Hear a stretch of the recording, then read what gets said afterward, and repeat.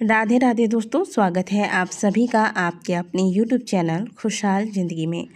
दोस्तों, आज की वीडियो में हम बात करेंगे लड्डू गोपाल जी के बारे में। लड्डू गोपाल जी को यदि आप सभी अपने घर में लाना चाहते हैं तो इन्हें लाने से पहले आपको कौन सी बातें अवश्य जान लेनी चाहिए और जानने के बाद ही लड्डू गोपाल जी की सेवा को आपको लेना चाहिए।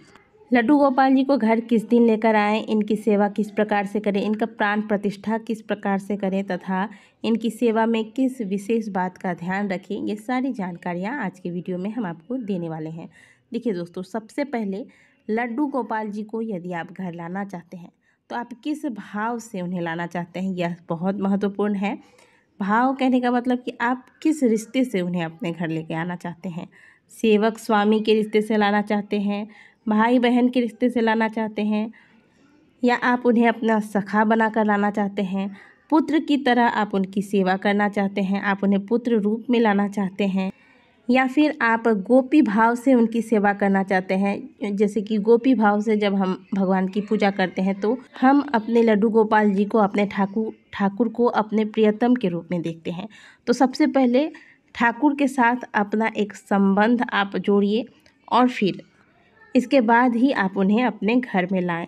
यानी कि पहले आप उनके साथ अपना एक संबंध जोड़ लें कि मैं पुत्र के रूप में लड्डू गोपाल की सेवा करूंगी, या मैं अपने भाई या सखा के रूप में लड्डू गोपाल जी की सेवा करूंगी। इस प्रकार से मन में आप एक रिश्ता उनके साथ जोड़ लीजिए, फिर आप लड्डू गोपाल जी को लाने का निश्चय करें।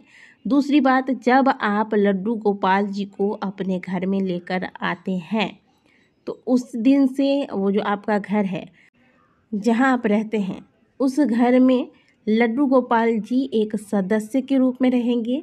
जब भी आप घर के सदस्यों को जोड़ेंगे, जिस प्रकार से आप अपने घर के सदस्यों के बारे में सोचते हैं, उनके खाने की, बैठने की, सोने का व्यवस्था करते हैं, ठीक उसी प्रकार से आपको लड्डू गोपाल जी को भी घर का सदस्य मानकर रखना है और उनके सभी आपको सुविधाओं का ध्यान रखना है। उनके सोने का व्यवस्था करना है, खाने का, और फिर उन्हें कहाँ पर विराजमान कराना है, यह सब आपको देख लेना है। अब जैसे कि यदि आपके घर में कोई मेहमान आया, आप पूरे घर घुमा रहे हैं, अपने घर के सदस्यों से उन्हें मिला रहे हैं, तो ध्यान रखिएगा कि एक सदस्य आपके घर में लड्डू गोपाल जी भी हैं, तो लड्डू गोपाल जी से भी उनको मिलवाइएगा। इससे ठाकुर जी बहुत प्रसन्न होते हैं। ऐसा आपको अवश्य करना है, ठीक है। लड्डू गोपाल जी को आप जब घर लाएंगे तो आप दिन निश्चय कर लीजिएगा, अक्षय तृतीया या फिर किसी भी एकादशी पर, और सबसे सुंदर दिन अगर आप देखने जाएं तो जन्माष्टमी वाले दिन आप लड्डू गोपाल जी को घर में ला सकते हैं। लड्डू गोपाल जी को लाने के बाद आप इनकी प्राण प्रतिष्ठा करवा लें घर में। अगर पंडित जी को लाकर करते हैं पूजा तो पंडित जी को बुला कर करें, और नहीं तो आप खुद से भी इनकी प्राण प्रतिष्ठा कर सकते हैं। इसके ऊपर हमने अलग से वीडियो बनाया हुआ है, आप चैनल पर जाकर सर्च करके देख सकते हैं। लड्डू गोपाल जी को प्रतिदिन स्नान कराइएगा मौसम के अनुसार। जैसे आप अपने घर के बालकों को मौसम के अनुसार, गर्मी है तो ठंडा पानी, ठंडा है तो गर्म पानी करके स्नान करवाते हैं ना, बिल्कुल उसी प्रकार से जैसे थोड़ी ठंडी ज़्यादा है तो हल्का गुनगुना पानी से स्नान कराएं, गर्मी है तो ठंडे पानी से स्नान कराएं। ठीक उसी प्रकार से वस्त्रों का भी ध्यान रखिएगा। गर्मी है तो हल्के सूती के वस्त्र रखें, ठंडी है तो ऊनी वस्त्र उनके लिए बना कर रखें। ये आजकल बाज़ारों में भी खरीद कर भी मिल जाता है, आप उनकी व्यवस्था रखें। लड्डू गोपाल जी के लिए आपको बिस्तर, तकिया, ओढ़ने के लिए छोटे से आप कुछ कंबल वगैरह का इंतज़ाम करके रखिएगा। साथ ही प्रतिदिन इनके वस्त्र अलग अलग दिन के अनुसार पहनाए जाते हैं। जैसे बुधवार है तो आप हरे रंग के वस्त्र पहनाएं, या फिर आप इस दिन पीले रंग के भी पहना सकते हैं, और गुरुवार के दिन पीले रंग के वस्त्र, फिर शुक्रवार के दिन सफ़ेद रंग के वस्त्र पहनाएं, शनिवार के दिन नीले रंग के। इस प्रकार से दिन के अनुसार लड्डू गोपाल जी को वस्त्र धारण कराएं। सुंदर सुंदर आभूषण रखें, गले में पहनाने के लिए हार, हाथों में छोटे छोटे कंगन मिलते हैं लड्डू गोपाल जी के लिए, या फिर अगर सामर्थ्य है तो आप सोने के कंगन, मैंने जो लड्डू गोपाल जी रखा है उनके लिए हमने छोटे छोटे से सोने के कंगन बनाए हैं। आप भी अगर चाहें तो उस तरह से बना सकते हैं। तो फिर सोने का जो रहता है ना, तो आपको प्रत्येक वर्ष चेंज करने की आवश्यकता नहीं रहती है, तो आप अपने इच्छा अनुसार वो भी बना सकते हैं। मुकुट की व्यवस्था कीजिएगा, मुकुट में मोर पंख अवश्य हो, इसका ध्यान रखिएगा। बांसुरी अवश्य रख लीजिएगा। इस प्रकार से इन सभी चीज़ों की व्यवस्था करनी है।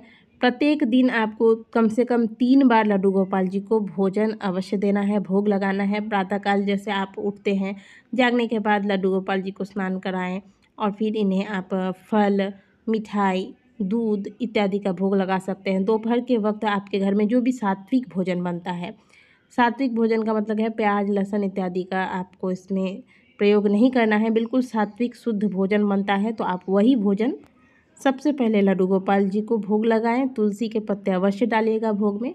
इसके बाद इस भोजन को सभी लोग प्रसाद स्वरूप ग्रहण कर सकते हैं। इसके अलावा जैसे शाम के वक्त आप थोड़ा सा मिठाई ले आइए, या फिर जो आप दूध लाते हैं पहले इसे अच्छे से उबाल कर गर्म कर लीजिए, थोड़ा ठंडा करके इसमें मिश्री डालकर थोड़े से आप इसमें तुलसी के पत्ते डालकर लड्डू गोपाल जी को इसका भोग लगा सकते हैं। मतलब अपनी क्षमता अनुसार, अपनी बुद्धि अनुसार बिल्कुल निश्चल मन से लड्डू गोपाल जी की वैसी ही सेवा करें जैसे आप अपने घर के बालकों का ध्यान रखते हैं। जैसे हम अपने घर से कहीं बाहर जाते हैं, तो बाहर से जब घर को आ रहे होते हैं तो घर में जो बच्चे होते हैं उनके लिए हम कुछ ना कुछ लेकर आते हैं, ट्रॉफ़ी लेकर आते हैं, खिलौने लेकर आते हैं, चॉकलेट, मिठाई इत्यादि। ठीक इसी प्रकार से जब भी आप बाहर जाते हैं, घर आते वक्त लड्डू गोपाल जी के लिए आपको कुछ ना कुछ अवश्य लाना है, मिठाई, फल मूल जो भी हो सके, और फिर इसका आपको भोग लगाना है। संध्या पूजन के बाद, आरती वगैरह करने के बाद आप 8 बजे तक लड्डू गोपाल जी को आप सुला दें। इनके सोने की व्यवस्था रखें, और जैसे गर्मी का समय है तो पंखा आप डोलाते हुए हवा दे देकर लोरी सुना सुना कर फिर इनको आप सुला दें। फिर प्रातःकाल जैसे आप जागते हैं, लड्डू गोपाल जी को जगाइए। लड्डू गोपाल जी को जगाने के लिए उन्हें प्यार से बोलिए, लल्ला उठ जाओ, राधे राधे बोलिए, या फिर आप घंटी बजाइए। इस प्रकार से लड्डू गोपाल जी को बिल्कुल प्यार से जगाया जाता है। इस प्रकार से आपको लड्डू गोपाल जी को जगाना है। तो लड्डू गोपाल जी के स्नान, वस्त्र, श्रृंगार के बारे में बात किया हमने। भोग कैसे लगाना है, किस प्रकार से लगाना है, कब कब लगाना है, ये हमने बताया। लड्डू गोपाल जी को सुलाना कैसे है, जगाना कैसे है, ये मैंने आपको बताया। अब एक और बात, जैसे मान लीजिए आप प्रतिदिन कहीं बाहर जाते हैं तो उसकी बात अलग है, लेकिन अगर आप 4-5 दिन के लिए कहीं बाहर जा रहे हैं और आपके घर में कोई और सदस्य नहीं है, घर आपका पूरे तरीके से आप बंद करके जा रहे हैं, तो ऐसे में भूल से भी लड्डू गोपाल जी को घर में छोड़कर मत जाइएगा।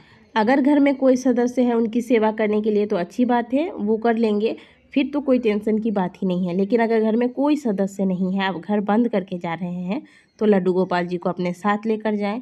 अगर ये भी संभव नहीं हो पाता है तो अगर कोई रिश्तेदार है या आपके कोई पंडित जी हैं तो उन्हें आप 2-3 दिन के लिए लड्डू गोपाल जी की सेवा दे दें। इस प्रकार से आप कर सकती हैं। लेकिन बेहतर यही होगा कि अगर आप कहीं बाहर जा रहे हैं तो आप लड्डू गोपाल जी को अपने साथ लेकर जाएं, जहाँ भी हैं उनकी सेवा करें। आप जो भी भोजन कर रहे हैं, फल मूल खा रहे हैं, लड्डू गोपाल जी को आप भोग लगा दें, फिर आप स्वयं खाएं। इस प्रकार से आपको करना चाहिए। साल में कुछ विशेष तिथियां होती हैं, इनमें लड्डू गोपाल जी की विशेष पूजा इत्यादि की जाती है, जो कि हम अपने वीडियोस के माध्यम से आपको समय समय पर बताते रहते हैं। लेकिन ध्यान रखिएगा कि जन्माष्टमी, श्री कृष्ण जन्माष्टमी पर आपको बहुत धूमधाम से लड्डू गोपाल जी का जन्मोत्सव आपको मनाना है। सुंदर से इस दिन लड्डू गोपाल जी को स्नान कराइएगा, वस्त्र धारण कराइएगा, 56 भोग बनाएं। अपने सामर्थ्य अनुसार जो जो चीज़ें हो सके लड्डू गोपाल जी के लिए जन्मदिन पर अवश्य कीजिए। सुंदर से गुब्बारे से आप लड्डू गोपाल जी के जिस कमरे में आप रखते हैं लड्डू गोपाल जी को, वहाँ पर सजावट कीजिए और फिर लड्डू गोपाल जी का जन्मोत्सव मनाइए। ये सारी चीज़ें आपको लड्डू गोपाल जी की सेवा लेने से पहले जान लेनी चाहिए। अगर आप ये चीज़ें कर सकते हैं तो ही लड्डू गोपाल जी का सेवा आपको लेना चाहिए। एक बात और दोस्तों, यदि आप मांस मदिरा का सेवन करते हैं तो आपको बता दें कि लड्डू गोपाल जी जहाँ रहते हैं वहाँ मांस मदिरा तो दूर, लहसुन प्याज का भी प्रयोग वर्जित माना गया है। लेकिन क्योंकि आजकल लोग अलग अलग बीमारियों से परेशान हैं और ऐसे में लहसुन प्याज में कुछ औषधीय गुण बताए गए हैं, जिस वजह से आप लहसुन प्याज नहीं छोड़ सकते तो कोई बात नहीं। लेकिन मीट मछली ये सारी यानी कि नॉनवेज जो है वो आपको सेवन नहीं करना चाहिए। अगर आप ये सारी चीज़ें नहीं छोड़ सकते तो लड्डू गोपाल जी की सेवा ना लें। और मैं बार बार बता रही हूँ कि जो भी भोग लगाएंगे वो बिल्कुल सात्विक होना चाहिए, प्याज लहसुन का प्रयोग नहीं करना है और बिल्कुल शुद्धता से आपको यह भोजन तैयार करना चाहिए। तो आशा करते हैं कि आज की दी गई जानकारी आपको अच्छी लगी होगी। वीडियो अच्छी लगी है तो वीडियो को लाइक कीजिएगा, कमेंट बॉक्स में राधे राधे अवश्य लिखिएगा। मिलते हैं आपसे अगले वीडियो में, तब तक के लिए ओम नमः शिवाय, हर हर महादेव, राधे राधे।